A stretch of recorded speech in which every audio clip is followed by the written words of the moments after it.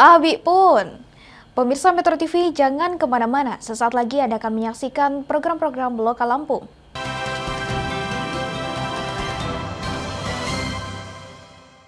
Selamat pagi pemirsa Metro TV Lampung, senang sekali bisa kembali menjumpai Anda dengan berita-berita pilihan dalam sepekan terakhir bersama saya Sylvia Agustina. Inilah Lampung sepekan selengkapnya.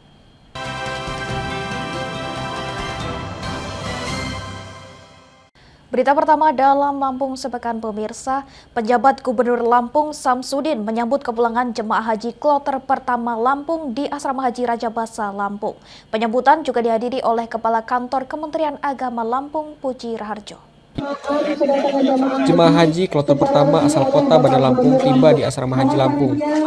Kedatangan para jemaah disambut oleh penjabat atau PJ Gubernur Lampung Samsudin dan Kepala Kantor Wilayah Kementerian Agama Lampung Puji Raharjo. PJ Gubernur Lampung Samsudin berpesan kepada para jemaah haji yang baru sampai di tanah air agar dapat menjadi teladan bagi masyarakat. Samsudin pun mengapresiasi semua pihak yang terlibat dalam kelancaran pelaksanaan haji di Lampung, dari keberangkatan hingga kepulangan jemaah dari Tanah Suci. Pada kesempatan itu juga, ia mengucapkan bela sungkawa kepada keluarga jemaah haji yang wafat di Tanah Suci saat menjalankan ibadah haji. Saya menyambut kedatangan kloter pertama jemaah haji Provinsi Lampung, dan alhamdulillah para jemaah haji dalam keadaan sehat, ya walaupun ada yang sakit karena wajar perjalanan yang cukup jauh. Sementara, Kepala Kantor Wilayah Kementerian Agama Lampung Puji Raharjo mengatakan sebanyak 393 haji kloter pertama Lampung sampai dengan selamat di Bandar Lampung. Puji mengungkapkan dari 7.301 jemaah haji asal Lampung yang menunaikan ibadah haji, 6 diantaranya meninggal dunia di Madinah. Ia menjelaskan jemaah haji yang meninggal merupakan jemaah lansia. Puji menambahkan, total jemaah haji Lampung sebanyak 7.301. Dari jumlah tersebut, yang batal berangkat sebanyak 25 orang karena berbagai alasan.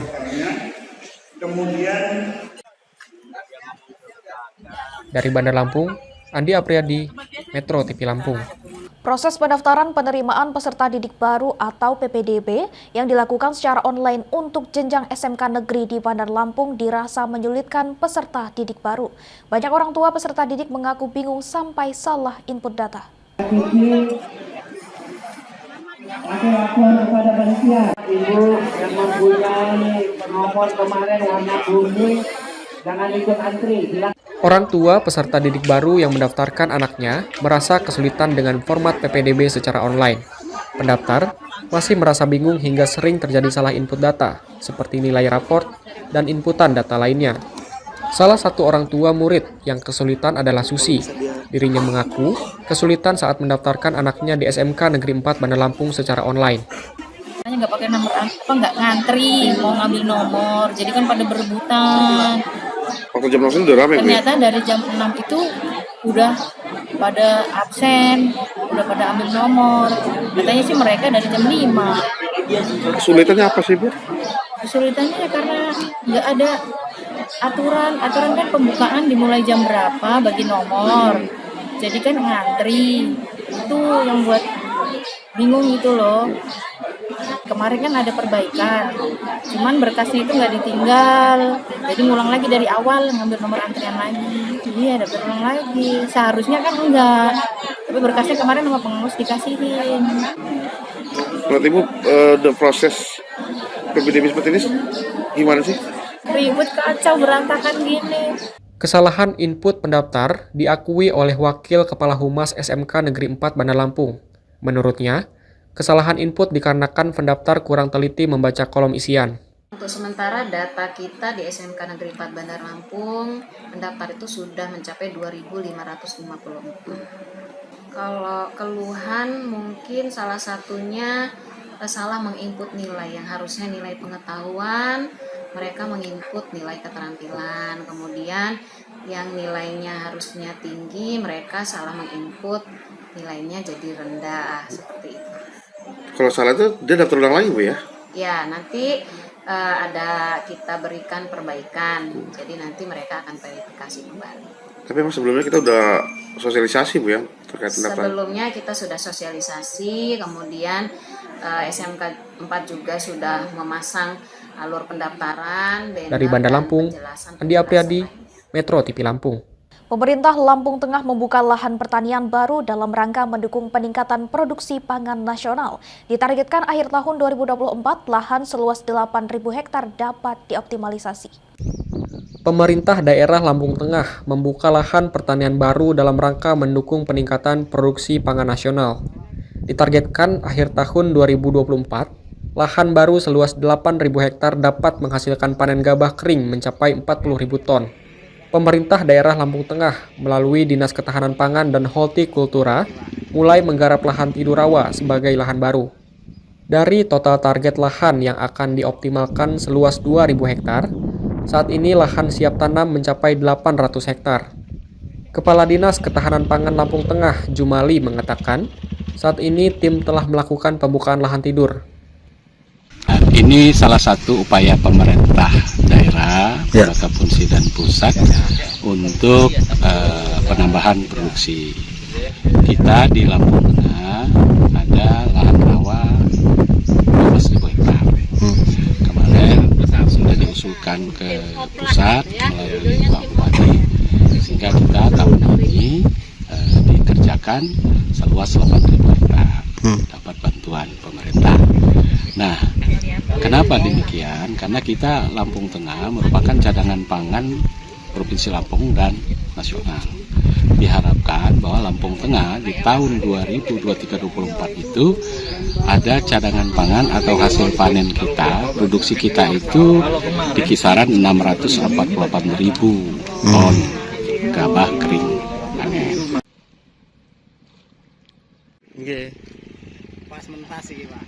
Dari Lampung Tengah, Tejo Waluyo, Metro TV Lampung. Wacana tambah penerbangan ke Waikanan, tetaplah bersama kami.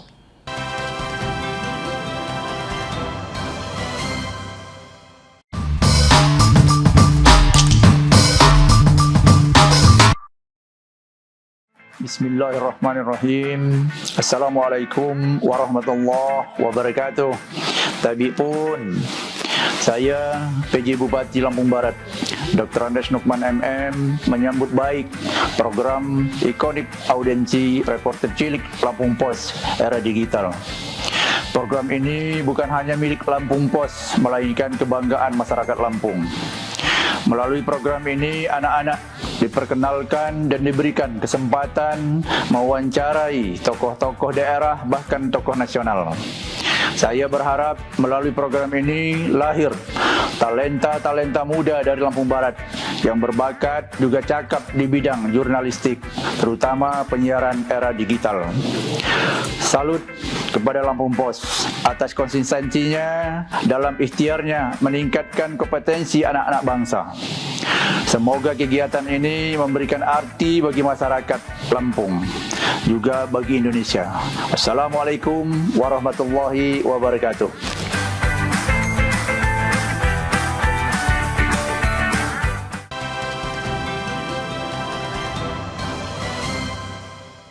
Berita selanjutnya dalam Lampung sepekan pemirsa. Bandara Raden Inten II mendukung usulan penjabat Gubernur Lampung Samsudin perihal penambahan penerbangan ke Bandar Udara Gatot Subroto Waikanan. Pemerintah Provinsi Lampung berencana menambah penerbangan Bandar Udara Gatot Subroto Waikanan. Program itu mendapat dukungan dari Bandara Raden Intan II Lampung. Eksekutif General Manager Bandara Raden Intan II Lampung, Hairil Asidik, mengatakan pihaknya mendorong konektivitas Bandara Raden Intan II ke Bandara Udara Gatot Subroto Waikanan. Menurut Hairul, dengan adanya konektivitas akan banyak mendorong pertumbuhan ekonomi dan masyarakat yang nantinya merasakan manfaatnya. Saat ini, rute Bandara Raden Intan II menuju Bandara Gatot Subroto Waikanan sudah ada, namun jadwal penerbangan perintis baru bisa dilakukan seminggu sekali.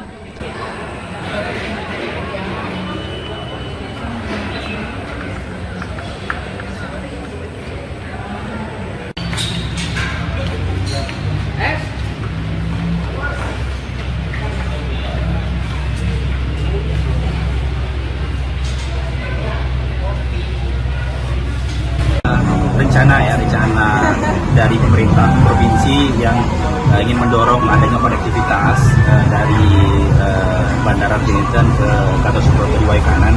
Saya pikir kalau dari kami selaku pengelola Bandar Udara di Raden Dua Lampung tentu sangat mendukung, karena tentunya dengan adanya konektivitas tadi akan banyak mendorong peningkatan kemudian pertumbuhan roda ekonomi, dan saya pikir juga banyak masyarakat yang akan merasakan manfaat dari adanya penambahan konektivitas dari beberapa daerah yang menghubungkan di Provinsi Lampung. Jadi prinsipnya kami sangat mendukung, karena memang sebelumnya secara historikal rute ini juga sudah pernah diterbangi oleh maskapai perintis yaitu Susi Air, dan saya pikir tidak ada salahnya lagi kalau memang di kondisi yang mungkin sekarang sudah dalam periode pemulihan ini bisa dibuka lagi rute tersebut. Jadi prinsipnya kami mendukung terkait dengan penambahan rute dalam rangka meningkatkan konektivitas antar daerah di Provinsi Lampung.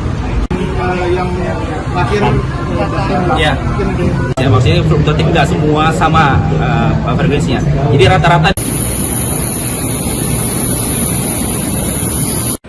Sebelumnya, PJ Gubernur Lampung Samsudin bakal menjalin koordinasi dengan lintas sektor guna mengembangkan penerbangan di bandara di Kabupaten Waikanan.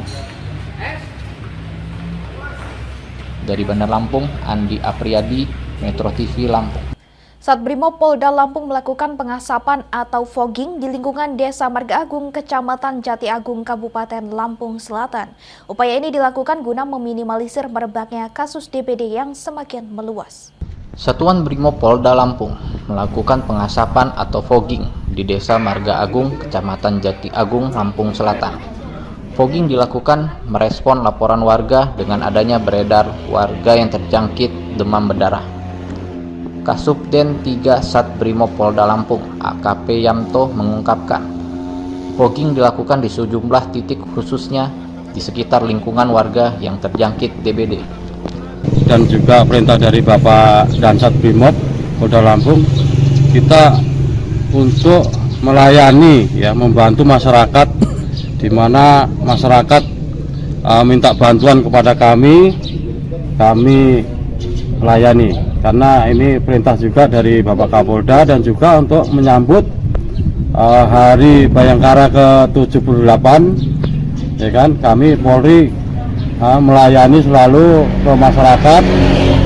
Ini kebetulan dari Bapak Lurah, Kepala Desa minta bantuan ke kami, Brimob Polda Lampung, dan juga ini tadi kerjasama juga dengan Humas Polda Lampung. Atas aksi yang dilakukan Sat Brimob dalam meminimalisir meluasnya kasus demam berdarah, Kepala Desa menyampaikan terima kasihnya. Menurutnya, fogging yang dilakukan personil Brimob turut membantu warga mencegah penularan DBD yang saat ini merebak. Pak, kalau untuk yang data dari desa kita sendiri Pak, yang kena penyakit DBD sampai sekarang ada berapa orang Pak? Kalau yang mulai per Juni ini, kita untuk Desa Marga Agung sudah ada 7 warga kita yang sudah dirawat, yang belum pulang masih di rumah sakit ada sekitar 3 orang. Jadi dari 4 warga kami yang sudah pulang ada 4, yang masih di rumah sakit ada 3 orang. Layanan fogging dari Sat Brimopolda Lampung bisa diakses semua masyarakat secara gratis. Hal tersebut merupakan bentuk pelayanan Polri kepada masyarakat, terlebih pada momen hari ulang tahun Bayangkara ke-78. Dari Lampung Selatan, Umar, Metro TV Lampung. 6 terdakwa dalam perkara dugaan joki calon aparatur sipil negara atau CASN Kejaksaan di Lampung menjalani sidang perdana. Sidang tersebut dilakukan di Pengadilan Negeri Tanjung Karang, Bandar Lampung. Pengadilan Negeri Tanjung Karang menggelar sidang perdana terkait perkara dugaan joki calon aparatur sipil negara atau CASN Kejaksaan di Lampung. 6 terdakwa hadir lengkap dalam persidangan perdana ini. Ke-6 terdakwa yakni Indra Gunawan, Amantri Subarka, Kamilian Yusi Permata, Muhammad Reza Akbar, Ratna Devinta Salsabila, dan Cirila Sabrina Putri Arzano. Para terdakwa menjalani sidang dengan didampingi para penasehat hukumnya. Para terdakwa tersebut dalam perbuatannya diduga telah melanggar pasal tentang informasi dan elektronik. dan tentang perubahan atas Undang-Undang RI Nomor 23 Tahun 2006 tentang Administrasi Kependudukan. Penasehat hukum dari salah satu terdakwa, Mario Andrian, dalam persidangan mengatakan bahwa usai mendengar dakwaan jaksa, pihaknya tidak melakukan eksepsi atas dakwaan tersebut. Pihaknya masih akan fokus terhadap dakwaan yang telah dibacakan oleh jaksa. Meski demikian, menurut Mario, tim kuasa hukum akan melakukan pendampingan yang maksimal untuk kliennya.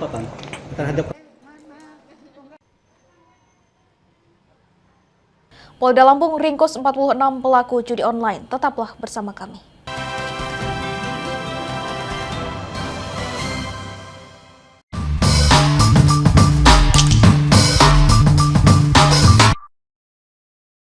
Bismillahirrahmanirrahim. Assalamualaikum warahmatullahi wabarakatuh. Tabi pun, saya PJ Bupati Lampung Barat, Dr. Andes Nukman MM, menyambut baik program ikonik audiensi reporter cilik Lampung Pos era digital. Program ini bukan hanya milik Lampung Pos, melainkan kebanggaan masyarakat Lampung. Melalui program ini, anak-anak diperkenalkan dan diberikan kesempatan mewawancarai tokoh-tokoh daerah, bahkan tokoh nasional. Saya berharap melalui program ini lahir talenta-talenta muda dari Lampung Barat yang berbakat juga cakap di bidang jurnalistik, terutama penyiaran era digital. Salut kepada Lampung Pos atas konsistensinya dalam ikhtiarnya meningkatkan kompetensi anak-anak bangsa. Semoga kegiatan ini memberikan arti bagi masyarakat Lampung, juga bagi Indonesia. Assalamualaikum warahmatullahi wabarakatuh.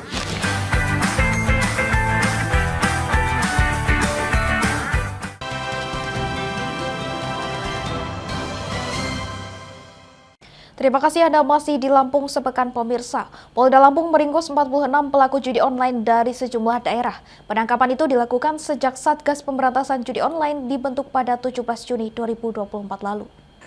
Kapolda Lampung, Irjen Pol Helmi Santika mengungkapkan, sejak pembentukan Satgas Pemberantasan Judi Online, pihaknya langsung bergerak melakukan penyelidikan. Hasilnya, sejumlah 46 pelaku yang terlibat dalam aktivitas judi online berhasil ditangkap oleh jajaran Polres di Lampung. Jumlah tersangka terinci atas 30 laki-laki dan 16 perempuan. Pelaku tersebut terdiri dari pemain, promotor, serta orang yang melakukan rekrutmen promotor. Pelaku ditangkap saat kedapatan sedang bermain judi online. Ada juga yang teridentifikasi karena mempromosikan melalui media sosial, juga mencari selebgram untuk dijadikan promotor. Guna penyelidikan aktivitas rekening dan e-wallet, Polda Lampung berkoordinasi dengan Pusat Pelaporan dan Analisis Transaksi Keuangan atau PPATK. Hal itu untuk mengetahui keterlibatan pemilik rekening terhadap situs judi online. Dari penangkapan itu, polisi juga menemukan 22 situs judi online yang diblok dan dijadikan barang bukti. Saat ini masih dilakukan pendalaman terhadap situs tersebut.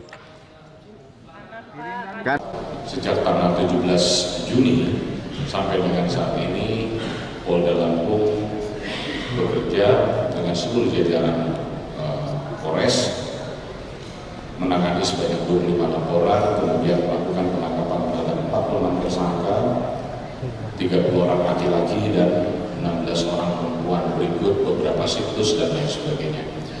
Dalam rangka mengungkap, Polri bekerjasama dengan Kominfo minta dari hasil inventarisasi patroli siber maupun cyber undercover yang dilakukan itu, kita menemukan ada situs-situs yang berpotensi atau rentan dengan perjudian, sehingga kita minta kepada pemerintah dalam hal ini Kominfo untuk men-take down. Dari Bandar Lampung, Andi Apriadi, Metro TV Lampung. Pemerintah Provinsi Lampung mengusung rencana kolaborasi dengan perusahaan dan stakeholder untuk meningkatkan infrastruktur jalan. Penjabat Gubernur Lampung, Samsudin, mengatakan kolaborasi perbaikan jalan ini diharapkan mampu mengakselerasi peningkatan infrastruktur. Hal ini dilakukan karena keterbatasan anggaran pendapatan dan belanja daerah atau APBD memerlukan dukungan dari pihak swasta atau perusahaan. Samsudin juga berkomitmen akan mengawal realisasi program-program Dinas Bina Marga dan Bina Konstruksi atau BMBK untuk kemajuan Provinsi Lampung. Sementara itu, Kepala Dinas BMBK Lampung, M. Taufikullah, menjelaskan, kolaborasi dengan stakeholder dalam peningkatan infrastruktur sudah mulai berjalan. Sama seperti yang saya kunjungan ke tempat lain, bahwa memang saya memastikan bahwa program infrastruktur yang ada di dinas ini betul-betul dapat berjalan dan itu bisa menjawab apa yang diharapkan oleh masyarakat, karena masyarakat sangat berharap betul terhadap dinas ini agar supaya infrastruktur yang ada di masyarakat itu bisa lancar, bagus dan tidak terkendala. Dan tentunya anggaran pasti terbatas. Kita ingin mengajak perusahaan-perusahaan yang ada di sekitarnya untuk sama-sama memikirkan jalan yang dilalui oleh perusahaan. Banyak ruas kita, terutama ruas-ruas yang memang menjadi pokok ekonomi, pusat-pusat ekonomi itu kita usulkan lagi, begitu. Juga yang termasuk yang belum selesai seperti kayak Simpang Korpori Perhutani, begitu. Terus tambahan lagi yang Tajab juga itu juga kita siapkan. Jadi 14 ruas prioritas itu kita usulkan semua itu Bang ya? Kalau yang sudah selesai enggak dong, ada beberapa yang masuk dalam ruas prioritas. Dari Bandar Lampung, Sylvia Agustina, Metro TV Lampung.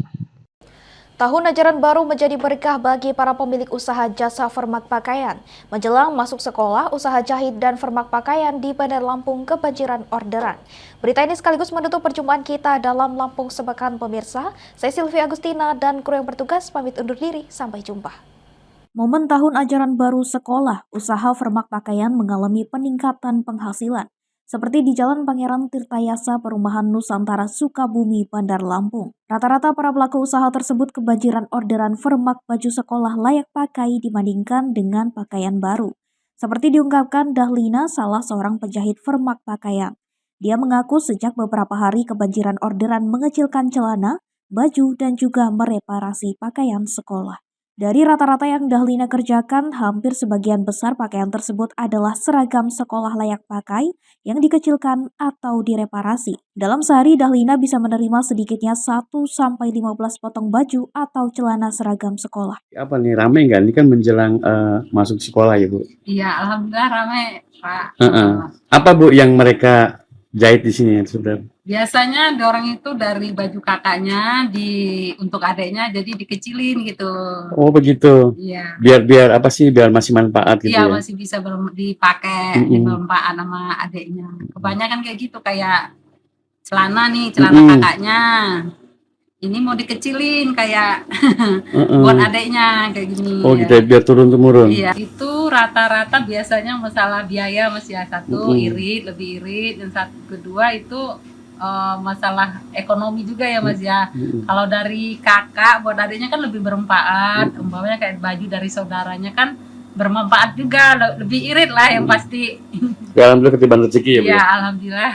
Menjelang berakhirnya libur panjang sekolah dan dimulainya tahun ajaran baru yang akan dilaksanakan pada 15 Juli 2024 mendatang, Dahlina mengaku bersyukur mendapatkan rezeki tahun ajaran baru. Kesibukan jelang masuknya anak sekolah kian nampak.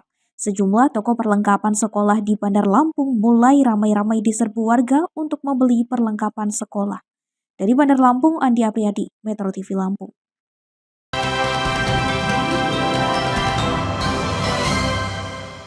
Pemirsa Metro TV Lampung, jangan kemana-mana. Sesaat lagi Anda akan menyaksikan siaran nasional Metro TV.